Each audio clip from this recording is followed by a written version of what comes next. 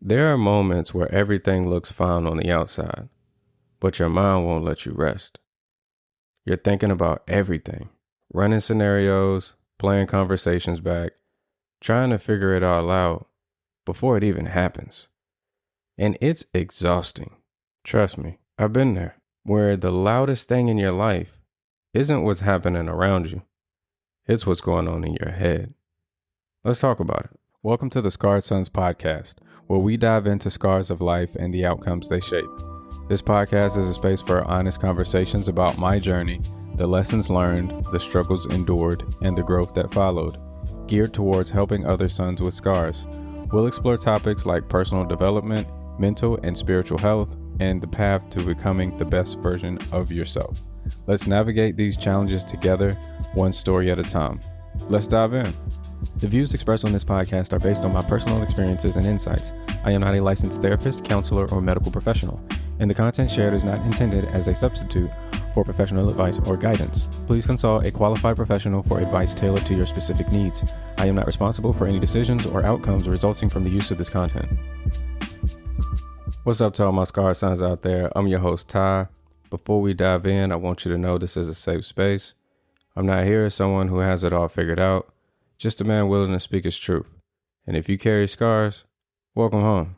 We spend so much time in our heads, it's crazy. Thinking, replaying, trying to get ahead of life before life happens. Telling ourselves we're just being careful. But really, we're just stuck in a loop. Trying to avoid mistakes, trying to protect ourselves, trying to make the right decision every time. But it's not just about what hasn't happened yet. It's also about what I already did. Past mistakes, things you wished you handled differently, moments that didn't go how you planned. And now you're replaying it over and over again, trying to make sense of it, trying to figure out what you could have done better. And before you know it, you're not moving anywhere. You're just thinking. At some point, I had to be honest with myself. A lot of what I'm worrying about, I don't even control.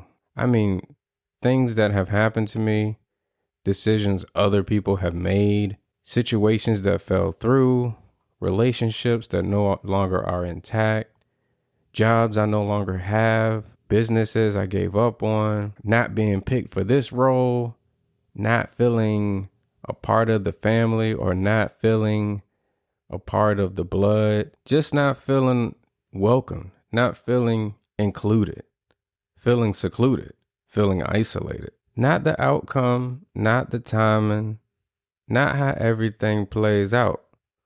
But also, I can't go back and change what's already happened. I can't do the mistake. I can't rewrite the moment. And I definitely can't fix it in my head. No matter how many times I replay it, but I'm still sitting here trying to safeguard my life like I'm in control of any of it. Now, don't get me wrong. We do have some control about how we approach every single thing I just listed. Don't get me wrong. We're trying to control what's ahead and still holding on to what's behind. I'm not in control of either. So now guess what? I'm stressed. Stressed over things that were never mine to carry in the first place. This is where it starts to show up. When I stay in my head too long, I stop moving. I become unproductive. I feel stuck. I start looking for ways to escape. Doom scrolling on social media, watching endless videos. I love YouTube. I barely watch TV though. Some of the YouTube videos are just purely for entertainment. Others, I'm trying to learn something and become better. But on other cases, along with that video I'm watching, I'm definitely overeating. Picking and choosing meals that help me overcome diabetes to the point where I don't even have to take medication anymore. But I choose in these moments to do any little thing, no matter how it's going to affect my body, my mind, or my spirit. I'm just looking for an escape in that moment. I just want to feel better, just for a moment. But none of it actually fixes anything. And if I can tell you anything about the eating, once you go down a path, it's tough to get back. I mean, you make one slip up and that food, that processed food you put in your body is already asking for more. So we definitely got to be careful about these things. The morning of my birthday, a couple of weeks ago, I decided to go down to a local coffee shop. I grabbed a matcha, sat down, grabbed me a window seat to look out at the city downtown. It was quiet. It was pretty early, but my mind started going where it usually goes. Just thinking about life, where I am, where I'm not yet, what still feels unsettled. Not overwhelmed, just aware. And in that moment, I caught it. Because about a month ago, a brother of mine gave me something. He told me, when you feel your mind starting to go there, starting to go in these places of anxiety or places of trauma or places of uncertainty, search up a verse that speaks to what you're feeling. And once you get that verse, read it and let it speak to you. Come back to it if you need to. And this time, instead of sitting in it, I actually used it right there in that moment. Not because I was spiraling, but because I didn't want to. I didn't want to walk into another year letting stress ruin my life. So I went looking and I was led to this. There's a verse that I stumbled upon after doing a search, gave me a recommendation to read. Philippians 4:6-9 in the New Living Testament. It reads, "Don't worry about anything. Instead, pray about everything. Tell God what you need and thank Him for all He has done." And that hit me because it doesn't say figure it out. It says pray. It doesn't say control everything. It says give it to God. And it says when you do that, you'll experience a peace that doesn't even make sense. On this very day, once this strategy hit me that my brother gave me, I was done with my matcha. That was good matcha, by the way. I hopped in the truck. I'm lying. I had a little bit of matcha left, but I wanted to get to the scripture and I wanted to find a place where I can read it, not be distracted by what's coming across the window that I'm looking out onto, and feel some solitude in the moment. So anyway, I jump in the truck and I drive less than a mile up the road. It's a little park area. Pulled over to the side. It was nice because it was mild weather, but the sun was out. You can crack your windows and still get that coolness, that cool breeze before the humidity kicked up. I get over there, I get in the truck, find a verse on my Bible app, read it, sit with it for a little bit, take a couple sips of my matcha. I'm starting to already my body's like calming, because in my mind, I'm like, man, how in the world every birthday I feel like I'm in the same position for the past maybe 4 to 5 years. This same financial strain, in and out of these relationships and not quite having it all figured out. Just thinking of everything that's not where I want it to be. And it's not that I'm in a horrible place in life. It's about perspective too. I have a lot to be thankful for. I have a lot to be grateful for. I can always say I could want more or I would like to be more stable, but I feel like that's an ongoing thing. So as I'm reading this verse, I'm already calming down. My body temp's cooling off. I'm level-headed again. Whereas in the past, I would have ran. My mind would have been running all day long. My wife talking to me while I got thoughts going on in my mind. I'm trying to be present with her. I'm trying to take a nap, but the thoughts won't stop. I'm trying to work. The thoughts won't stop. This strategy, even though it's the first time I pulled it out and actually put it to practice, very beneficial. I'm not telling you that you got to go read the Bible. You got to, find a scripture. I don't know what your beliefs are, and I'm not trying to force nothing upon you. I'm just telling you what works for me. Because I realized I was spending time worrying instead of releasing it, that time we spend overthinking, worrying, stressing, that's misused time. Because instead of building, we're sitting still. And in that stillness, we don't get better. We just get more overwhelmed. Let's pause here for a quick minute. I feel like this is a good moment to pause for the mirror moment for this week. So let's stop here for the mirror moment. The mirror moment is a space where we slow down and take an honest look at the man in the mirror. No distractions, no pressure, just reflection. Look at the man in the mirror. That voice in your head, is it helping you move forward or keeping you stuck? How much time have you spent thinking about things you never had control over in the first place? And if you're being honest, has it brought you peace or just made you more anxious? What would change if instead of holding on to those thoughts, you gave them to God and moved? Thank you for listening to this week's Mirror Moment. Let's get back to the episode. So I had to ask myself, what am I replacing my worry with? Because if I don't replace it, I'm just going to repeat it. And I started realizing getting out of your head isn't just about thinking different. It's about doing something different. So here's what I've been working on. Interrupting the thought early. As soon as I feel my mind starting to loop, I don't let it run for 10 to 15 minutes anymore. I catch it early because the longer you sit in it, the stronger it feels. And the more it becomes feeling like it's really true, when we know it isn't. I say it out loud and not just in my head. Out loud, why am I thinking like this? Do I even control this? Because when you say it out loud, you start separating yourself from the thought. I used to be worried about people seeing me talk to myself or people seeing me like speaking out loud. But honestly, it ain't about nobody but us. In those moments, we need to do what's best for us to make sure we come out on a brighter, more positive side. Thirdly, I give it somewhere to go. Instead of holding it, release it. Pray. Not a long prayer, just a real one. I speak to God just like he's sitting right next to me. God, this is what's on my mind. I can't control this. I can't handle this. I'm giving this to you. Simple. Put in there what exactly you're dealing with or going through, because he already knows. Voicing it and getting it out does make a difference. Fourth, move your body. Don't stay sitting in it.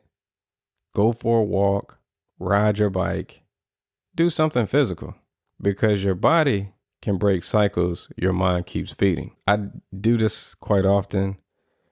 I just keep moving and honestly getting out in nature for a walk. I go to the track or I go to a green way. That does miracles. Even when I'm tired and I get out there or I'm just riding my bike, when I get back, I got this boost of energy and ideas and visions. That's insane. Just like I'm just talking to God and he calms me down after speaking to him. It's not always immediate, but now my mind is open and aware to what he has to come. And so the fifth thing I do is replace the input. If you stay in silence, your thoughts get louder. So be intentional. Put on something that builds you, an audiobook, a podcast, a scripture, or some music that lifts your spirits. Something that shifts what you're hearing. Please be cautious with this one, because with music specifically, I would choose the music by how I was feeling. So if I was in a negative mood, I wanted some negative music. If I was heated about a situation, I wanted music that spoke to the person being heated about a situation. All this does is keeps us in that cycle. It does not bring about positivity, because all we've done is trauma bonded through music. We don't really know this person, but we can hear that their experience is similar. And I'm not going to put down every artist and say they don't put a positive spin on things. But when you're in the heat of a moment, you typically want to lash out at whatever the thing is, whatever that noun is, and give it a piece of your mind. And so we just alarming you to be cautious with your music selections and where it could drive you. The sixth thing, do one small thing that moves your life forward. And this is the final thing. This is big. Not everything, just one thing. So whether that's sending the email, clean up something. Maybe it's your work area that's helping you cloud your mind even more because stuff is scattered all over the place, or cleaning your car or wherever your area is. Tidying it up can make a big difference. Handle one task you've been avoiding, because movement creates clarity. Sitting creates confusion. This is very important. And this may be important before you talk to God or before you try to choose a piece of music. You may just need to reset the area that you are residing in.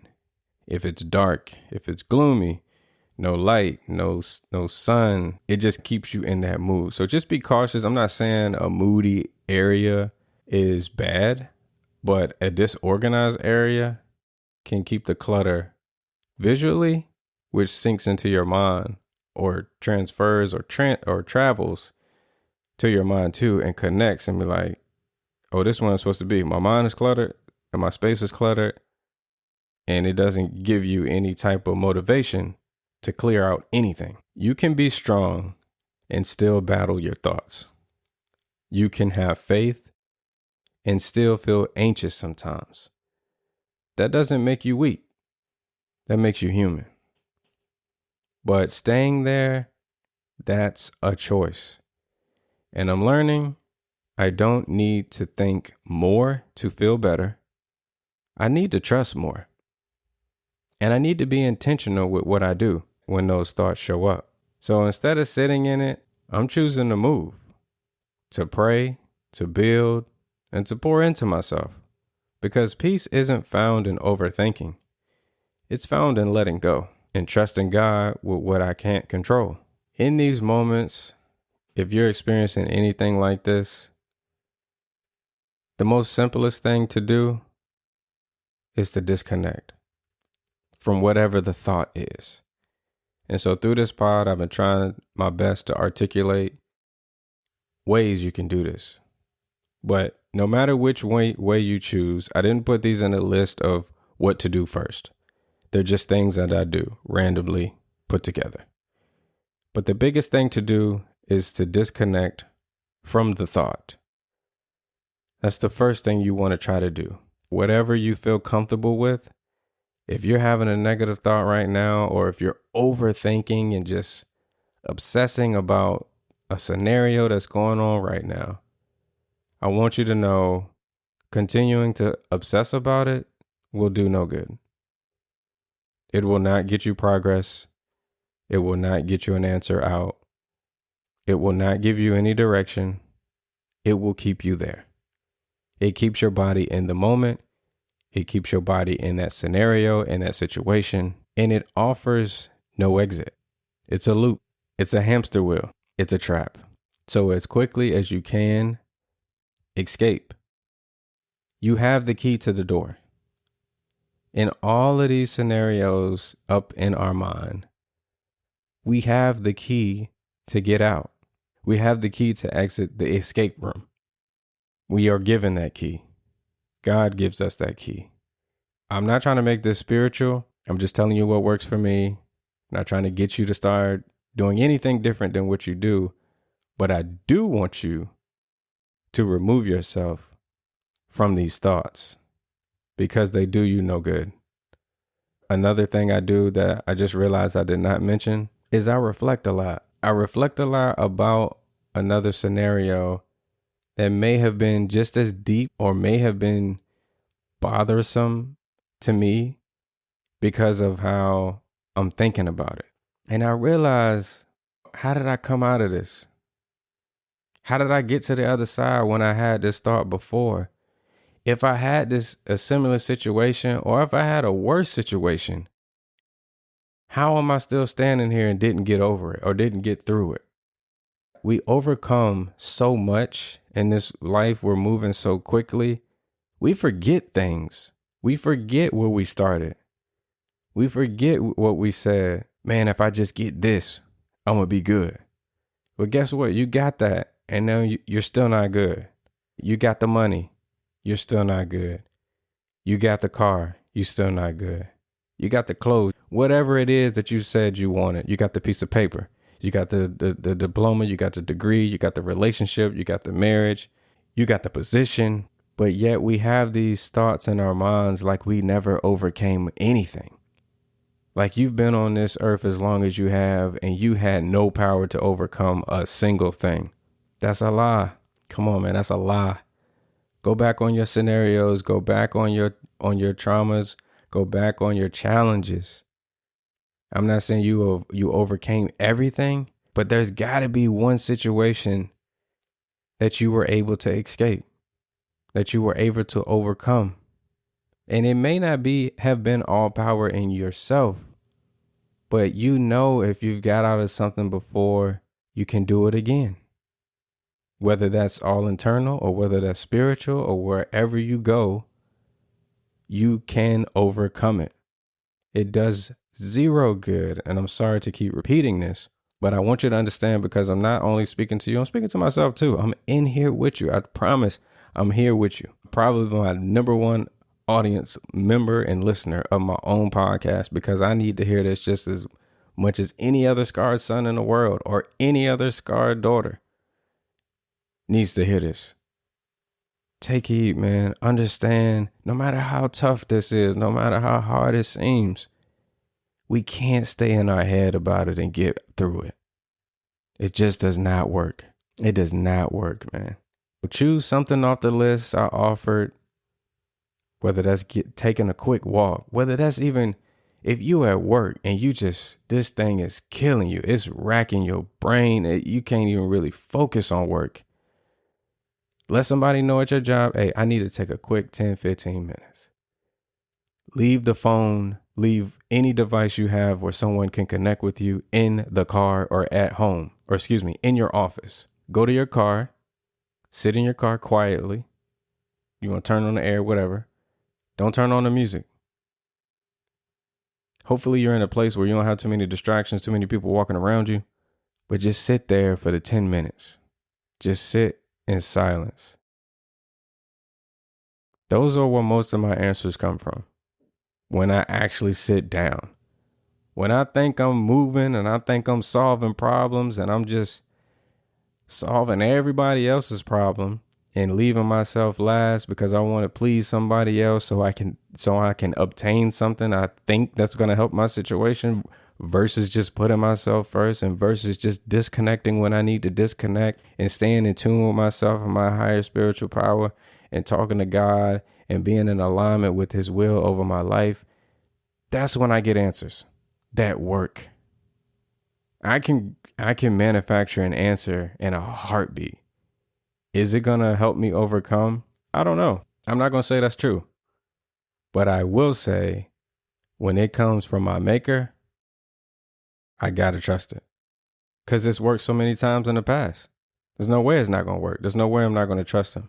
If you're not spiritual, I get it. So what I need you to do is disconnect from the world 5 to 10 minutes. 5 to 10 minutes. Make it a habit. I used to also, when I got home from work, I used to sit in the truck before I came in the house, because I needed to let that, whatever I went through in the day, I needed to not take it inside the house to my wife. She didn't deserve it. She didn't play a part in it. And it's wrong to pass it over to her. But that's learned behavior that I'm changing.